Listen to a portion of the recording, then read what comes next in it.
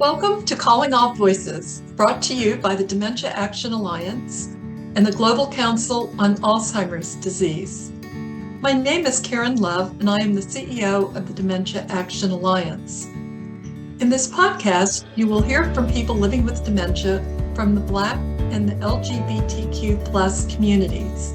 They'll share stories about how resilience and persistence can help people to continue to live meaningful lives, even with the diagnosis of dementia. And you'll hear participants discuss why it's important that we call all voices to share their experiences. Today's episode will feature discussion with Chris Cavell and Patrick Ettenes. So welcome to Calling All Voices. This podcast is brought to you by the Global Council on Alzheimer's Disease and the Dementia Action Alliance. Now, in this series, they've asked people who are living with dementia and who are part of the LGBTQ community to speak out and share their stories. And that's what we're doing today. Why, you may ask? Well, research is just now beginning to show that sexual and gender minorities are at an increased risk for cognitive decline. And today there's about 2.7 million people in the world who identify as LGBTQ. And who also identify or admit that they're over the age of 50, and that would be me. But as you know, being old in and of itself does not dementia make, right? That's just one of many misunderstandings that people have, that you must be old to have dementia. So there's a lot of misunderstanding around dementia and misconceptions. And as a gay person, we know and are quite familiar with the idea of misunderstanding can create stigma. There's a lot of stigma behind dementia. So the podcast is really hoping to allow people to open up about themselves and for us to listen to these new perspectives. And by doing so, we can learn and perhaps gain a bit more insight into what it's like to have dementia by hearing directly from those who are living with it. And that's where we are today. It's going to talk to you, my friend. I'm your host, Chris Cavell. The hope is for me to gain more information for myself, but to also invite the people who might be listening to this podcast to also give voice to what they learn today, right? Because to better understand dementia and to end stigma behind it, we are calling all voices. I want to introduce a wonderful friend, and I hope I can call you friend because we've talked a number of times now. You can. But in today's episode, we're going to talk with a man who is living with dementia, and he's also living with a comorbidity or another medical challenge. But he's going to talk to us about the resiliency that he discovered post-diagnosis. He is a writer, a public speaker, and an award-winning dementia advocate based across the pond in Manchester, England. He is living with both HIV and early onset frontal lobe atrophy dementia. At age 33, he is the youngest person diagnosed in the UK with that particular type of dementia. So I'm very happy to have you here. Please welcome those of you at home. You can clap. I'm used to having an audience who claps. I love the fact that you said 33. I'm 39 this year. Oh, you're 39. Oh my gosh. All right. I was 33 when I was diagnosed. Around 31 or 32, I was diagnosed with it. So I've been living it for a period of time. So I wanted to ask you a few questions, certainly about, there's so much we can talk about, but being as young as you were when you were diagnosed, you probably had a lot going on in your life that was not, you were active and going out, living in a big city and that sort of thing. I think you had mentioned before you were a club kid and doing some drag shows and stuff like that. It sounds just like a roommate I used to have. But tell me, we could begin, tell me a little bit about how your journey with dementia began. When did you realize and how did you realize that something had changed? So I was 30 years old. I was in a relationship with a partner, and I a nervous breakdown. He did a lot of traumatic things towards me. And as a result, I went to sleep and woke up a paraplegic, more or less. I had to learn how to walk, talk, and write again as a result of it. It was base trauma. There was a lot of contributing factors, basically. I knew something was wrong because I was literally like this. That's how I was for a couple months. They did a CT scan originally on my brain, and I had a minor stroke in the street. And it's funny, my condition, frontal lobe atrophy, can cause voices. So as a result of the degeneration of my brain, I hear voices, which is normal. So I can't be medicated for it. They tried to medicate me for it, but unfortunately I ended up having seizures every time I popped a schizophrenic tablets. So they realized it was an organic matter. But one of my voices said to me, "You're going to have a stroke tomorrow and just have to take a deep breath and don't freak out." And they told me that I had brain damage. So it's really weird when you used to hear these things, but they took place. The week that I found out that I had frontal lobe atrophy, I said to my mom, "The voices are going crazy that I'm going to find out on Thursday that something is wrong." I had nothing in my schedule for Thursday, but suddenly on Thursday, I had a phone call from from one of the doctors. They said, "Look, we had an appointment that was canceled. Do you want to come in to find out about the stroke stuff?" Because the whole right-hand side of my body just went numb, and it felt like the whole world tipped on its side. And he said to me, "I don't know how to tell you this, but you have more brain damage than you've ever seen in anyone your age before."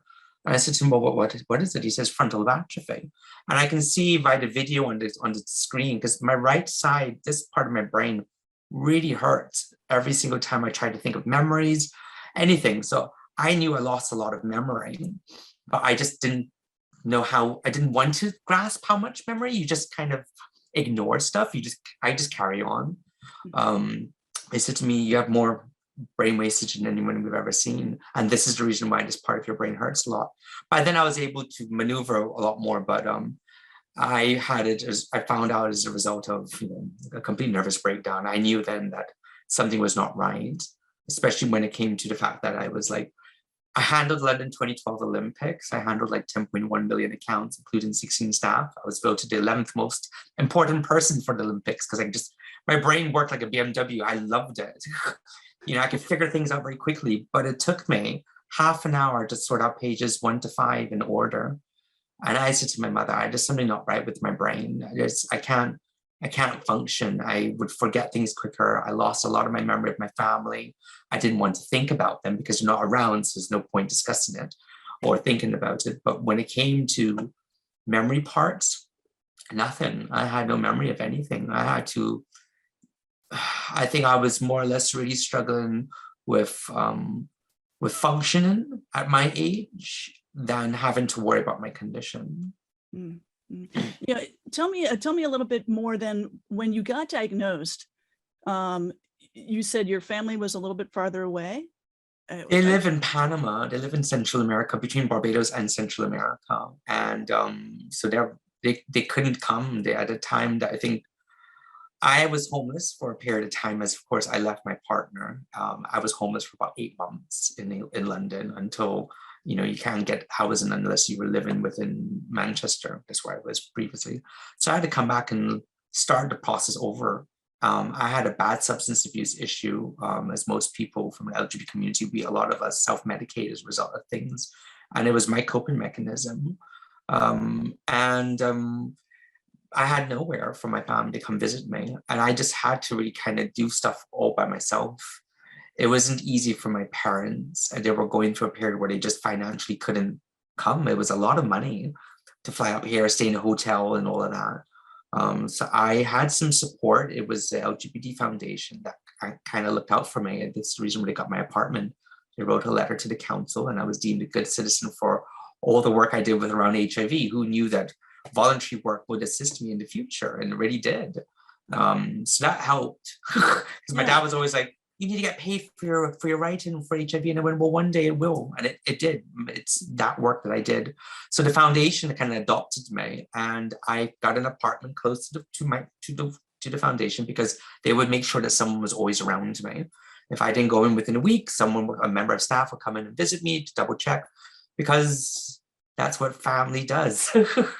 And it's amazing, but that's what they did for myself. Yeah, They're the ones that look out. They're the ones that were they were looking out for you. They were my chosen family. Yeah, in this regard. They literally took it upon themselves to. I came in through a back door like this, and I think my boss just cried. First time ever, I almost saw a tear run down his eyes because I was a philanthropist. I was out there. I was front page of Huffington Post in America with my work. I was doing amazing stuff. But to go from that to a cripple, literally a paraplegic was difficult for them. And they knew that, when you look in the mirror and you don't see yourself, it's horrific. And I would get frustrated. My mom would say, don't get angry at yourself. And I had no coordination, no nothing, and I have a good habit. When you're traumatized at a very young age, and I had a lot of stuff happen to me around being gay in a small island, you learn just to be happy. I call it happy bubble. My happy bubble means the world can be on fire and I'll still sit down there and make you dinner as if nothing's wrong. That's happy bubble. And the happy bubble is you just get on with stuff. You smile because I want to be happy. Right now, I'm happy and I'm going to be happy. And no matter what my problems are, I'm going to cope with it.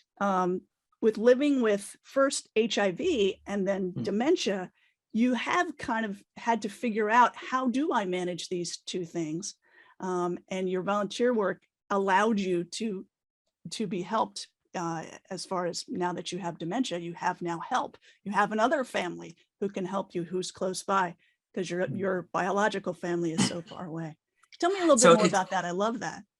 Which part? Sorry. I'm sorry. Just that you found another family, so to speak, with the LGBTQ center.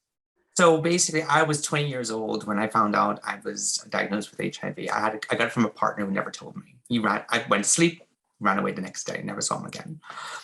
So at 20, I moved back home to Barbados, where you mentioned HIV. Well, I did. People literally ran out of the room. That's how they cope with it. I left Barbados, moved to Panama. From Panama, I went to England, and I lived in Manchester. And by then, I had multiple partners. Coming from a small place, I had different boyfriends.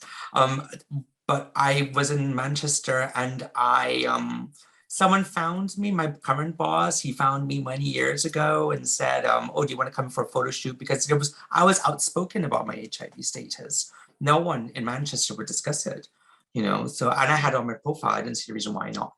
I don't know anyone, and I owe no one anything or explanation. I could just be me. But I took a lot of ridicule and racism as a result of it. Yeah. So actually, that you bring up a fantastic point there. So what were some of the challenges from the healthcare system that you encountered? You've gone through. You've gone through all sorts of stuff with HIV, but what were some of the real challenges that you had now that you've been diagnosed with dementia? That was the lack of knowledge around my own condition, and a lack of knowledge around people of my age being diagnosed with dementia. So I did a quick study, and I found out there are about 132,000 people, 179,000 people in the UK are misdiagnosed with anxiety and depression when they have cognitive issues. I was just lucky that I had a CT scan done, and from the CT scan, they can see that I had all those links are very similar to people who have signs of early onset. So my condition caused me my brain's 20 years older than it should be. My dad has Alzheimer's. It's funny, father and son were so similar, but I feel like it would have happened 20 years from now. It just somehow, my breakdown jolted it, everything closer. So just by chance, they already did a CT scan, but usually someone with mental health issues would never get a CT scan. And it was just by luck I had one done because of my neck. That's when they had the proof. Otherwise, I could still be fighting that there's something wrong with my brain, and I still am. Some doctors recognize it and some doctors don't. And it all depends on the knowledge that's out there. I go to a support group for people with FTD. It's a lady from America. She is regional, from all around the world, basically. People come in and join, and they all have my condition. 7 years ago, I could never sit in a room with someone with my condition. There was only about 2 articles online and loads of theses about it. So I had to educate myself. My doctors told me that I had a condition, and then she just walked out of the room. I had to sit there and Google stuff. So there was nothing, and there still is. Yeah, sorry. I was going to say, so 7 years ago, there wasn't an understanding or even the thought that, oh, because of your age, you might have dementia. And that is starting Yeah. to change. Do you feel like because being part of the LGBT community, do you think that there's additional health challenges as far as being done? Yeah, tell me about that. There's a lot of, so I was in an abusive relationship. There was substances involved with stuff. It was trauma. My psychologist, for instance, still doesn't want to discuss my trauma with my relationship. So when you, because they're heterosexual, who wants to sit down and listen to what my boyfriend did to me? And for some of them, they just don't want to. And it's not unheard of. Even a few other psychotherapists explained to me that when LGBT people go to psychologists or counselors to discuss traumatic events that happen to them, a lot of them don't want to hear about it. They'll sidetrack the condition, your conversation. And that's exactly what happened to me. Every time I want to discuss my mental state or what my partner did to me, oh no, we're dealing with your brain, that's more interesting. I went, well, they're all linked. And this is the issues that we have. A lot of LGBT people have been through a lot of stuff, and if you can't get the access and support from a basic counselor to deal with these events. Now, remember, we in England don't like discussing our business. We don't. In America, you have a therapist on speed dial. It's normal. Congratulations. But you talk about your problems and issues. Out here, it's completely different. It really is just like in the movies. You don't talk your business. So you sit there and you just throw a pint down on a Friday and smash up a bar, and that's considered normal because I'm not going to tell you what my problems are. So I don't come from that environment, but for me to air out my issues and my problems was so unnerving for doctors because they're like, oh my God, this person actually can articulate themselves and I could fight for stuff. So the first thing they did was just shut down. It didn't do me any good by being able to articulate myself. But it's also because a lot of doctors psychologists at times don't want to hear about the issues that traumatic issues sometimes. It is unnerving. And this is where we're trying to educate people. I'm trying to educate people that certain doctors, as well as psychologists and counselors and nurses, need to be retrained that, there's prejudice within any community from any angle. But if you're aware of that, then you are aware that maybe a person that comes into your office from our community might be struggling a little bit more and need to be a little bit more attentive towards them, because I was abandoned by a lot of doctors and physicians because they just didn't want to deal with stuff, whether it was too painful for them to hear what my partner did or something like that. But in all the 7 years, I still never discussed it. Up to now, I've still never been able to discuss it from the health professionals I should do. I have normal psychologists or counselors. I get offered free therapy from the foundation and other LGBT organizations, but they're not that trained to deal with high intense trauma individuals. So people like us, when we go to those professional helps from the government that we have out here, we don't get it because of the prejudice they have towards us sometimes, and it has a long lasting effect. Yeah, and how is that? How was that to change? There's a campaign that you'd started called Bringing Out Dementia, and I'm gonna guess it's because of that need. There was a hole to fill. Tell me more about how you started bringing out dementia and what is so. I set up the world's first LGBT dementia network, and that didn't. I mean, it was wonderful. There was a lot of people who wanted to volunteer and stuff, and it got set up. But the only problem is when people volunteer is people have full-time jobs, and that takes on responsibility. So, I mean, the idea was there, it was great. But within about a couple of months, the Alzheimer's Society, which is the largest charity here in the UK, they set up an innovation project called Bring Dementia Out. And by then I was doing a lot of public work around dementia, and I was fighting for the cases for people who are single. Here, if you walk in with somebody, you get paid attention to. If you walk in on your own, as if you don't exist to them.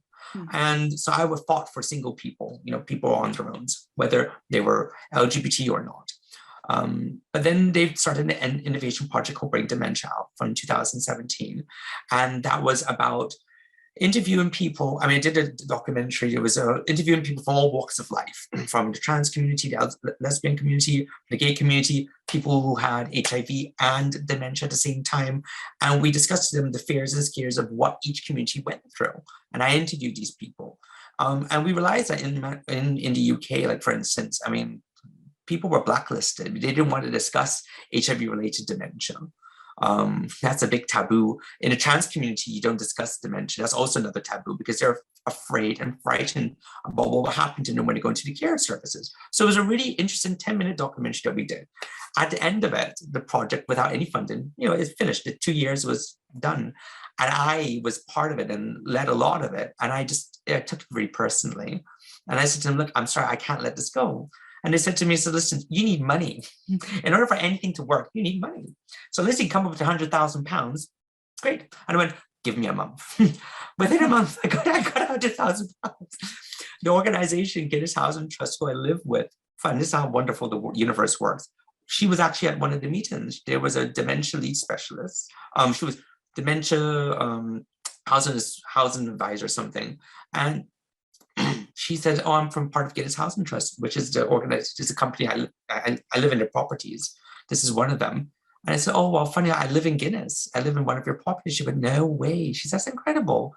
And eventually I came up to her and said, listen, here's my pitch. I need £100,000 for this project. And I think it's amazing that a housing association would take this up because, one, how many people live in housing associations or live in council flats that are run by the government or kind of privately, and they look out for their tenants because one of the tenants in their houses will have dementia. And you have a unique standpoint of view because you'll be taking care of your tenants without having to know too much, but you're there for them because, you know, one of them will set the place on fire by accident or need assistance. But when I came down to paying bills and stuff in the beginning, I will keep forgetting stuff. And I remember having a conversation with the gentleman and I said to her, he was so rude to me. I said to him, look, I have dementia. I keep forgetting. But I'm here to, you know, just tell me what bills I need to pay and etc. He said, well, that's not my business. It's for you to sort out. But I have early on said, you don't understand. I keep forgetting, but that's not my business. And no matter how much I pushed it, and eventually I feel like I have to like, where's your empathy? He had none. And I said to her, I can't have that phone call ever again. So no one from your housing association be doing this. And this is the reason why if you gave us support, I could help do a lot of changes. So I end up getting the money from them. And within 1 year, we trained a lot of other housing associations around the country to better educate them about the needs and requirements of LGBT people living with dementia. And as a lived experience advisor, I can tell my story. You'd be surprised how many of these associations were so like, oh my God, we never knew. And that was basically the project. We're still looking for more funding, by the way. But they finished and my work was there. It did amazing amount of, within 1 year, we did an amazing amount of work. We were even in that movie with Stanley Tucci and Colin Firth, where one of the partners had dementia. And the director, actually, they collaborated with us for the release of the film. And it was like, you know, he wrote me a personal message and it was amazing to know that actors can reach out to me to say, you know, the work that you're doing is amazing. And, you know, to collaborate with a big movie like that was wonderful, but it just shows how much you can achieve still with a little bit of work, because in that little bit of work, we did a lot of research in that 1 year, but how much more I could accomplish if I have more funding. But yeah. Going back to the very beginning of your story, when you said, you know, here was this event where I couldn't use my body. I mean, I think you had said you were basically like this, kind of bound up. I mean, how did you get from there to here? I mean, you talked just a bit about bringing out dementia and this wonderful project and getting all this funding and working towards this great thing to help others. How did you get from A to Z? Tell me more about that. So, and I'm always honest with this. So I am never been a normal human being. I've always been spiritual. And I found that my mom's not religious, but I always had voices and presence of things that always kind of helped and guide me. I'm not I found my age helped me massively. And this is where my doctor said to me, says, you really made me work for my degree, honestly. And the other one just looked at me when, if I didn't believe in God, I'd start praying, because you're literally like a walking miracle. I shouldn't be where I am today. Every year, my condition still takes a bit away from me, and I notice it. It gets harder. But, and I'm living proof that your brain can develop new neurons in order to cope. What takes me A to B will take me D, C to get to B. And it will stick there. And I use my dad as a guinea pig sometimes to see if my experiments work. But if you learn something, it becomes easier and easier. But I've always had two voices that always kind of like pushed me into, and all the other bloody voices annoying me, but they always kind of helped guide me to get up, to do things a bit easier, to remind me to take things slower. And through them, I have learned to take a deep breath sometimes and know I can manage it. It is not the easiest thing. My age is what really pushed me to get better. And I did psychology as a kid. I was the youngest person in the Caribbean to get a scholarship for psychology at the age of 15. And I'm very proud of that. But it's basic instincts. When people with dementia develop, the condition, they're usually in their 50s or 60s. 50s is considered young, and their 50s and 60s and up to 70s. Now, understand this, you are a person who's say in your 50s and 60s, and you have your wife, you have your kids, you have your family, you got out, all your craziness when you were younger, and whatever traumatic events, you just have a glass of wine or you cope with stuff. But when you find out that you have dementia, I mean, we all fall apart. I could go off rails and do all the copious amounts of drugs I wanted to because I was only 30 years old. I can go off drinking. I can get out of my system, basically. But when you're older, you can't do shit like that. You can, but you can't really do that. Most people have their families. And that's a state of depression. And I watched it with my father. He was a cop. He could put something down and remember everything. But when he started forgetting stuff, it affected him massively. And there's a state of depression an individual goes through. And I found with my younger self is because I was 30. I mean, I should be a CEO of a company by now with a fucking, CEO of a company right now, and I should have my own car outside, paid for, and I should be on a good, big salary, and I shouldn't have to go through all of this, but I had to. And when you're young, you can cope with things better, but I fought more. When you're older, you're more settled in, and when a state of depression kicks in, that's it. It took my dad years to just accept that he had the condition. And my mom had to take the brunt of it. My brother had to take the brunt of it. I had to take the brunt of it because this is what they go through. It's a normal state that when someone's diagnosed with dementia, they get depressed, and they sometimes just give up. You're lucky that most people have their family or support networks around them. I had no one. I had to go to the benefit office on my own. I had to go to grocery shopping by myself. I had to function. I had to pay the bills. I had to remember. I had to do everything. Because there was no one around me. I didn't have a choice. So those little things helped, especially with the voices. My voice is kind of like, look, you have a meeting, you have to do this, take a deep breath, start writing things down. I mean, really and truly, they guided me. And whether they're angels or not, I had something around me that I can't explain that always guided me to do things better. Because it always explained to me that you have a gift, and your gift is to assist people around you, and you'll go through the worst things in life, but when you get out of it, only you can explain it in a way that other individuals can get it. And that's how I got through to it. My age helped me massively, but also because I found that people who were older sometimes just gave up with the condition. And when you give up at an older age, you can't blame them.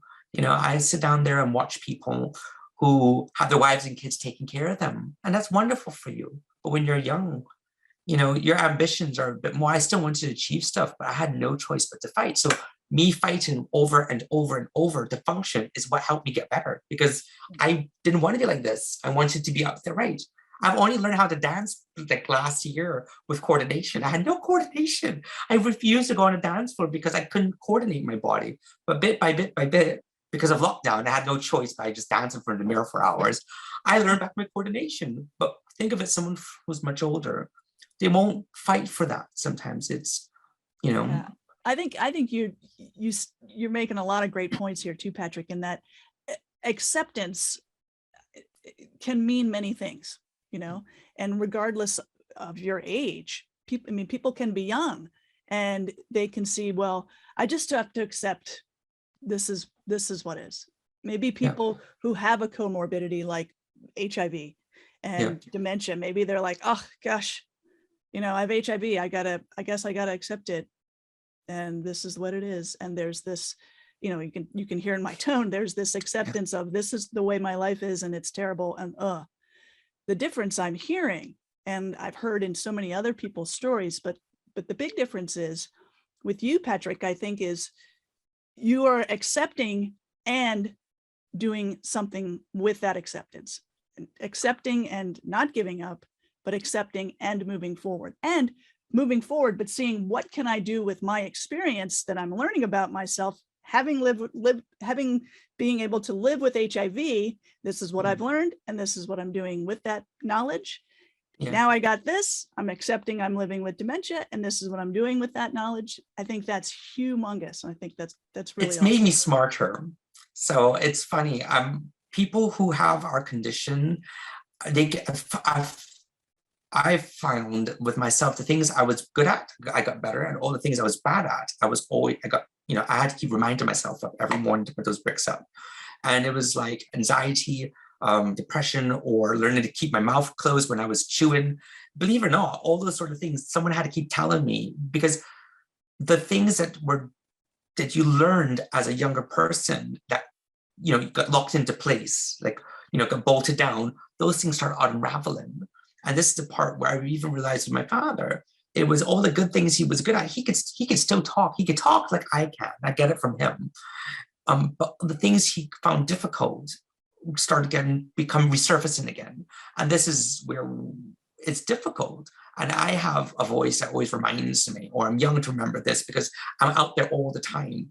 I had stuttering issues. I don't have a stuttering issue now, but it's because I keep working at it and working at it. I am different to other people. Not everyone will have that strength to keep fighting for something. And it's also the case of that some people need that chance to just fall apart and allow them to fall apart. Because if you keep trying to hold yourself upright and pretend nothing's okay, you'd be like me, who at a time kept on falling apart. You know, there's an amazing amount of strength each individual has. There's also a huge amount of weakness and fear and scare that people are not allowed to show that because of whomever there's around them. You know, no one wants to show vulnerability, but there has to be a sense of vulnerability at times. Yeah, and I think that's true. I think in the States, we hold on to independence and interdependence. You know, perhaps is not such a bad thing. No. I want to ask you one more thing. What advice would you give others then who might be living with a comorbidity, with not just one disease, but another? From your lived experience, what advice would you give them? Ooh. I used to say that HIV was the best thing that ever happened to me because I grew up with it. I became a writer. I changed my life. And sometimes I bite on my own words because I have another condition, and it's partly a result of that. And I think you have to come to terms with one before you accept the other. I stopped writing about HIV because I was exhausted. To hear people talk about one problem when I'm like, I have another problem, I have another condition. And I actually became a bit spiteful. And I had to take a step back and go, each person's condition, and no matter what your other condition it is that you have, you need to kind of forgive yourself a little bit. It is not easy. And I watched it with someone recently, and they have so many other problems, physical problems, and I'm blessed that I don't have that. And I see them still get up every day and get on with stuff. And they talk about, I think talking is the best part. Finding those people around you where you can just go, I just don't want to be here right now, and be okay with saying that, because holding in that pressure that everything's fine when you are suffering with one and you're suffering with the next, find those people where you can just say the deepest, darkest thoughts and know that they'll support you and get it out. Because there are moments where you don't think about your condition and it doesn't have a problem. There are wonderful days that you don't always have that. But the days that you do, have those people where you can just scream and yell about it and allow yourself that chance to be upset. But I will always say to people, try to volunteer somewhere. If you volunteer somewhere where people like you are there as well, or other people who are with other problems or ailments, it makes you have that sense of strength. We are a hive mind. No matter what how individual we are as humans, we still cannot function without one another. And if we are around other people who are strong like us, you get strength looking at me, I'll get strength looking at you. And those problems where we are all sick and falling apart, we'll laugh about it because, you know, we're doing something a bit more for us, you know. And I found that I work with amazing individuals who are all screwed up. I love saying that because they're all mentally insane. No, they're not. But they all have serious problems, but they use their issues in a way to help other people so they don't go through the same thing. Or no one really knows about their problems, but you know, you don't need to because we're all in that same boat. And I think that helps those people who have more than one problem to feel like they're not alone, you know. I love that. That's my little advice. I love it. And I have to say, I love listening to you. I love chatting with you, and I love our little text back and forth. And I thank you for sharing that, because I find strength in just when I get annoyed at whatever's happening in my day, and I get a little something from you, a little bloop bloop. I love it. Thank you. It's like Golden Girls, you know, you watch, I love the Golden Girls.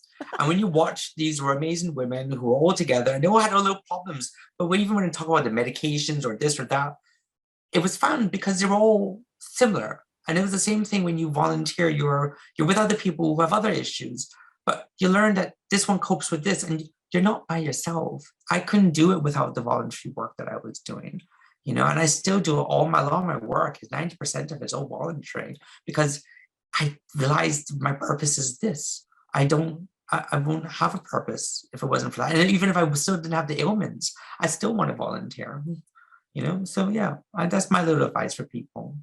Thank you. Thank you, Patrick. I think you've really talked a lot about and shared so much of your story about living with dementia and comorbidity, in your case, HIV, and have shown in so many ways how resiliency and being able to go and have a life, a very active and giving life post-diagnosis. I hope a lot of people are able to hear that, and then hopefully then they can share it with others and give their own voice to and share their opinions on that as hopefully. well. Hopefully someone will get up and realize that it's okay. And it's okay to be sad, it's okay to be angry, it's okay to be happy, and it's okay to be afraid, you know. Like whenever I lose my memory, every year I notice when something slips, you know, like I had to do a bit of work and I felt I was going to faint or throw up by just reading a document. It was one page and I felt like I was going to pass out, but it's because I was concentrating so much, you know. And it's okay to have that. It scares the life out of you.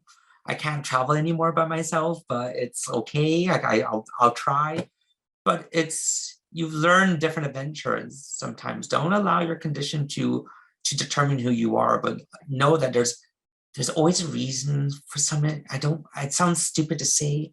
I look to some people and think, what's their reason for going through this? What's their pain for? And you don't know sometimes. That's not my journey. It's not my condition to understand. It's for that individual to find some peace. And when you hear some of them just carry on with stuff, they're thinking, you're amazing, without even realizing you're amazing for just getting up and, you know, continuing. I don't know how I'd cope. I don't think they can cope with me, and I don't think I cope with theirs. That's the thing about it. But you're still strong and you're still amazing because you're getting up every day and you're still doing it, whether you realize it or not. Others can't live in your shoes. You know, and that's the part. We're all strong. We just don't realize it at times. God, I am good at saying things a bit. I don't remember any of this by the time I finish. By the time I finish, my mom's like, you say amazing things online, but you never listen to yourself. You do so big. Actually, if people want to check out that video that you had mentioned, the documentary, that really goes into some of the struggles that LGBTQ folks have in, you know, getting diagnosed and some of the dementias that can occur with HIV. Where can they find that documentary? Oh, just Google "Bring Dementia Out" and look in the videos. Bring dementia out. Okay. Yeah. No, it's bring, BRNG. Bring dementia out. Yeah. Bring dementia out. Yeah. Bring dementia out. Got it. Yeah. Got it. Thank you, Patrick, so much. Thank you so much for your time today. And in our next episode, we're going to talk more about having meaning and finding meaning post-diagnosis. I'm so glad we had a chance to talk today. Thank you. Same here. We hope you enjoyed this episode of Calling All Voices.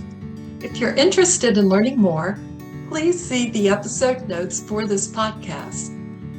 In the episode notes, you can find more information about Calling All Voices and the work of the Dementia Action Alliance and the Global Council on Alzheimer's Disease.